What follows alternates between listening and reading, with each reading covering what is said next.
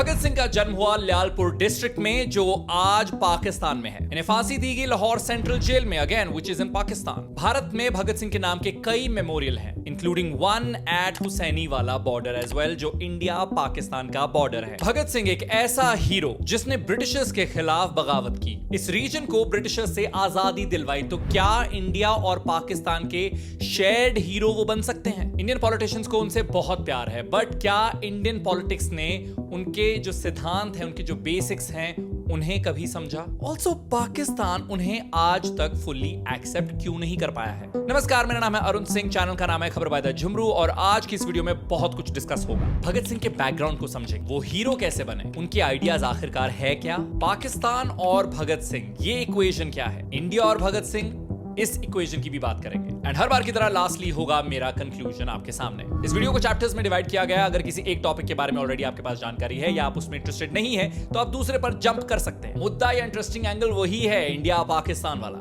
करेंगे आगे एक्सप्लोर। शुरुआत करते हैं बैकग्राउंड जानते हुए, बेसिक्स कवर करते हैं। भगत सिंह का जन्म 1907 में 27 सितंबर को हुआ। कहां? ल्यालपुर डिस्ट्रिक्ट के बंगा गांव में। 7 भाई बहनों में वो दूसरे नंबर पर थे। उनके पिता और उनके अंकल भी फ्रीडम मूवमेंट में जुड़े हुए थे, प्रोग्रेसिव पॉलिटिक्स का हिस्सा थे। 1914-1915 में गदर मूवमेंट का भी पार्ट थे। 23 मार्च को भगत सिंह का शहीदी दिवस मनाया जाता है या मार्टर्स डे। ये वो दिन था जब ना केवल भगत सिंह लेकिन इनके साथ शिवराम राजगुरु और सुखदेव थापर को भी फांसी दी गई थी। 1931 का ये वाकया एक आइकॉनिक मोमेंट बन गया इंडिया के फ्रीडम स्ट्रगल का। लेकिन भगत सिंह या फिर उनके जो बाकी के ये 2 साथी थे, ये हीरो बने कैसे? साल 1928 इंडिया की जो गवर्नेंस है उसको रिव्यू करने के लिए एक पैनल बनाया गया, साइमन कमीशन। ये पैनल भारत आ रहा था और उसके खिलाफ काफी लोग थे। रीजन ये था कि एक ऑल ब्रिटिश पैनल था, मतलब भारतीयों की तो कोई रिप्रेजेंटेशन थी ही नहीं। तो इसके खिलाफ कई डेमोन्स्ट्रेशंस हो रहे थे। ऐसा एक डेमोन्स्ट्रेशन 30 अक्टूबर को लाहौर में हो रहा था। इसे कौन लीड कर रहा था? Freedom fighter Lala Lajpat Rai. Protest violent हुआ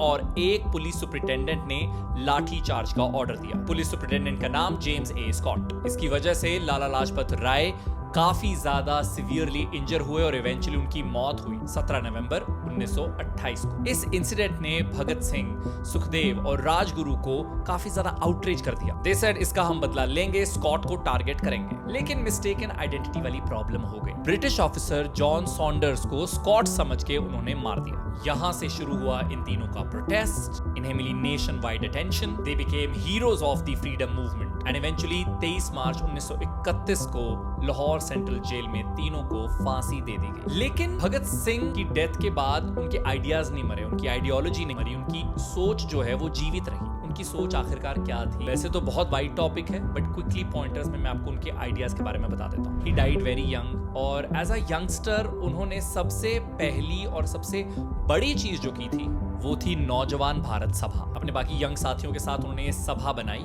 अब इसके आगे कई ट्रैक थे। इसे एक ऑर्गेनाइजेशन की ऐसी सोसाइटी जो उस ऑर्गेनाइजेशन के जो थॉट्स हैं उसे प्रमोट करती है, प्रोपगेट करती है, चाहे पैम्फलेट से, मैगजीन से, अखबार से। तो एक ट्रैक था नौजवान से 2-2 बातें। अब उसमें उन्होंने कहा कि भारत की जो मेजर प्रॉब्लम्स हैं वो है पॉवर्टी, इलिटरेसी और सुपरस्टिशंस। उसमें उन्होंने कहा कि भगवान ऊपर से नहीं आएंगे आपको बचाने, आपको अपनी रक्षा के लिए खुद ही उठना पड़ेगा। His biggest idea was rationalism. He was anti blind faith. Then अगला काफी बड़ा आइडिया सोशलिज्म। सोशलिज्म का मतलब है कि जो सोसाइटी में गुड्स प्रोड्यूस हो रहे हैं वो लोगों की जरूरत पूरी करने के लिए ही प्रोड्यूस हो, ना कि प्रॉफिट कमाने के लिए। प्रॉफिट कमाने वाली सोच कौन सी होती है? कैपिटलिज्म, जो सोशलिज्म का उल्टा है। सोशलिज्म इज समाजवाद, कैपिटलिज्म इज पूंजीवाद। So he wanted a system led by workers and peasants. Then वो सेक्युलर सोच वाले थे। He was anti communalism. He opposed religion based politics. आज की डेट के जितने भी पॉलिटिशियंस भगत सिंह का नाम लेते हैं या उनसे प्रेरणा लेने की बात करते हैं, उनकी हिस्ट्री देख लीजिएगा, क्या उस पॉलिटिशियन ने कभी रिलीजन बेस्ड पॉलिटिक्स की है? जवाब हाँ ही होगा। Then he believed in youth led revolution. I mean, he saw कि जो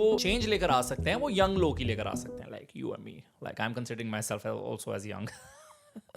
Basically, he was inspired by a lot of global youth movements, चाहे वो टर्की में हो, जापान में हो, उस वक्त आप चाइना में हो रहे हो। एंड उनका जो इनकलाब था, इनकलाब रेवोल्यूशन को कहते हैं, जो उनका इनकलाब था वो इंडिपेंडेंस से काफी बड़ा था और काफी वाइड था। Another issue that he stood for, another thought that he had was about equality. 1924 का उनका एक टेक्स्ट है which says, "A world where all of us being one and none is the other, it will really be a comforting time when the world will have no strangers." So he wanted social and economic justice and no caste cross discrimination. तो इतनी छोटी जिंदगी में कोई divisive ideas नहीं दे रहा है, मतलब विभाजन की बात नहीं कर रहा है ज्यादा। उनकी रिटन लेगेसी इतनी ज्यादा, बिकॉज वो लिखते बहुत ज्यादा थे। लिखने से याद आया, वो प्रेस के बारे में भी बहुत बोलते थे और उन्होंने उस वक्त की मीडिया के बारे में वो जो कहा था वो आज भी काफी ज्यादा रेलेवेंट है। Another issue, press.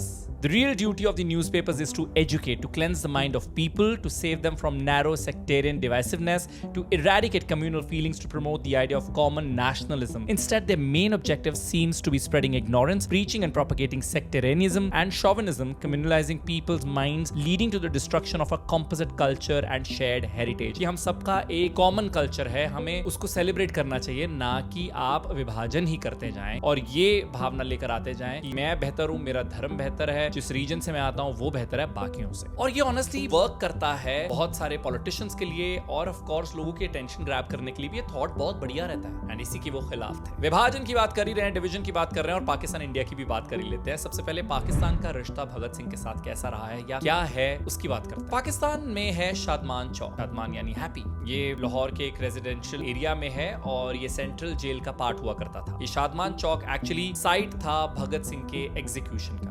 1961 में जेल तो डिमोलिश हो गई थी, लेकिन 4 साल बाद कोट लखपत जेल खुली थी, जिसे बाद में लाहौर सेंट्रल जेल का ही नाम दिया गया। तो हाल फिलहाल में 2024 में कंट्रोवर्सी इरप्ट हुई। पाकिस्तान में प्लान था कि शादमान चौक का नाम चेंज कर दिया जाए और इसका नाम भगत सिंह के नाम पर रखा जाए, लेकिन इस प्लान को कैंसिल कर दिया गया। एक retired Pakistani military officer, retired commodore Tariq Majid, उनकी एक रिपोर्ट को बेस बनाते हुए इस प्लान को कैंसिल किया गया। रिपोर्ट में कहा गया कि भगत सिंह रेवोल्यूशनरी नहीं थे, क्रिमिनल थे, टेररिस्ट थे, क्योंकि उन्होंने एक ब्रिटिश ऑफिसर को मारा था। ऑफ कोर्स इंडिया से काफी बैकलैश गया, चाहे बीजेपी हो चाहे आम आदमी पार्टी हो, उन्होंने कहा कि ये गलत किया है पाकिस्तान ने इस तरीके के बयान देकर। और ऐसा ही नहीं है कि पाकिस्तान में हर कोई भगत सिंह को अपोज कर रहा है या करता है। वहां पर एक भगत सिंह मेमोरियल फाउंडेशन है, उनके चेयरपर्सन है Imtiaz Rashid Qureshi. He believes that Bhagat Singh is beyond religion and borders. तो वो चाहते थे कि ये नाम बदला जाए शादमान चौक का, लेकिन मजीद जिन्होंने रिपोर्ट फाइल की थी, उनकी रिपोर्ट में ये भी लिखा था कि इस्लाम में स्टैचूज की प्रोहिबिशन है एंड रिजेक्शन ऑफ एथीज्म भी है, यानी भगत सिंह की नास्तिक सोच है, that kind of conflicts with पाकिस्तान's ideology. Hence,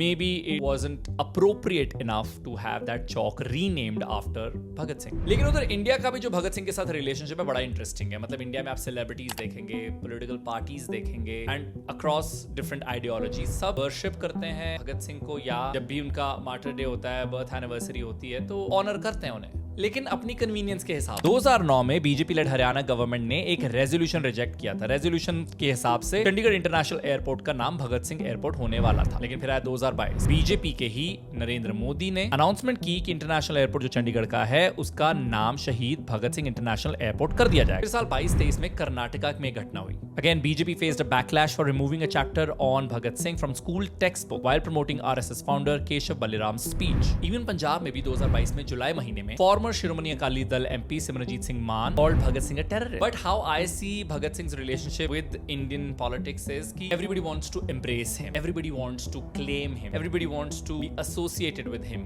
but not his ideas. मतलब उनके actual belief, atheism, नास्तिकता, उसके बिना politics imagine कर सकते हैं भारत में? Anti-capitalist, anti-caste, ये कहाँ है हमारे देश की पॉलिटिक्स में? And to conclude, all I want to say is that he was more than a symbol of sacrifice. हाँ, उन्होंने देश के लिए जान दी, लेकिन उन्होंने देश के लिए और बहुत कुछ किया। एज यूथ उन्होंने नई आइडियोलॉजीज सीखी, पढ़ी। बहुत सारे लोग जैसे उन्हें मार्क्सिस्ट भी बुलाते हैं, तो बहुत सारे आर्टिकल्स मैंने ये भी देखे that he wasn't really a Marxist in its true sense. तो वो सारी डिबेट्स या वो सारे कॉन्फ्लिक्ट्स हैं, रह सकते हैं, but the point is he wanted to read more, he wanted to educate himself more और रैशनल तरीके से वो देश के लिए सोच रहे थे। तो एक देश पाकिस्तान उन्हें एक्नॉलेज करने से कतराता है, दूसरा देश उन्हें पोस्टर में देखता है। सिर्फ ब्रिटिशर्स हो, आज के डेट के पॉलिटिशियंस हो, they can handle a bombing by somebody like Bhagat Singh, but his writing that is the real threat for Britishers back in the day and for modern day politician. And on that thought I would want to end this video here. मेरा नाम है अरुण, इस channel का नाम है खबर by the Jhumru. इस video को प्यार दें, अगर आपको ये अच्छी लगी इसे लाइक करें, इसे अपने फ्रेंड्स के साथ शेयर करें, कमेंट ड्रॉप करेंगे तो हमें और प्रोत्साहना मिलेगी। I always fumble on this word, but बहुत अच्छा लगता है जब आप मेरी वीडियोस पर कमेंट करते हैं, हम इंटरैक्ट करते हैं कमेंट सेक्शन में। मैं ऑलमोस्ट हर कमेंट पढ़ता हूं, तो ऐसे अपना प्यार देते रहिए। इस चैनल की बाकी वीडियोस भी इस वक्त आपकी स्क्रीन पर आ चुकी हैं, उन्हें भी प्यार दें। इस चैनल को सब्सक्राइब जरूर करें अगर सब्सक्राइब नहीं किया हुआ है। It's good bye from my side.